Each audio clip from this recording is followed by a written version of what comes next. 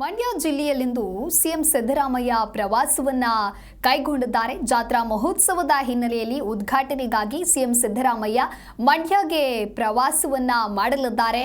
ಇನ್ನು ಗ್ರಾಮದ ಹುಚ್ಚಪ್ಪ ದೇಗುಲದ ಜಾತ್ರಾ ಮಹೋತ್ಸವ ಇದೆ. ಹಾಗಾಗಿ 39 ವರ್ಷದ ಬಳಿಕ ಗ್ರಾಮದಲ್ಲಿ ನಡೀತಾ ಇರುವಂತಹ ದೇವರ ಜಾತ್ರೆ ಇದು.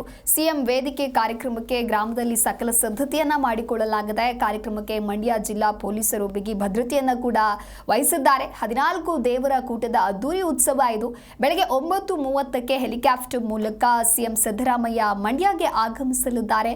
ದೊಡ್ಡಬಾಲ ಗ್ರಾಮದ ಸಮೀಪ ಇರುವಂತಹ ಅದ್ದಿಹಳ್ಳಿ ಬಳಿ ನಿರ್ಮಿಸಿರುವಂತಹ ಹೆಲಿಪ್ಯಾಡ್ಗೆ ಸಿಎಂ ಸಿದ್ದರಾಮಯ್ಯ ಬಂದಿಳಿಯಲಿದ್ದಾರೆ. ಸಿಎಂ ಆಗಮನದ ಹಿನ್ನೆಲೆಯಲ್ಲಿ ಗ್ರಾಮದ ಹೆಲಿಪ್ಯಾಡ್ ಬಳಿ ಬಿಗಿ ಪೊಲೀಸ್ ಭದ್ರತೆಯನ್ನು ವಹಿಸಲಾಗಿದೆ. ಸಿಎಂ ಜೊತೆಗೆ ಕಾರ್ಯಕ್ರಮದಲ್ಲಿ ಸಚಿವ ಸಂಪುಟದ ಹಲವು ಸಚಿವರು ಕೂಡ ಭಾಗಿಯಾಗಲಿದ್ದಾರೆ.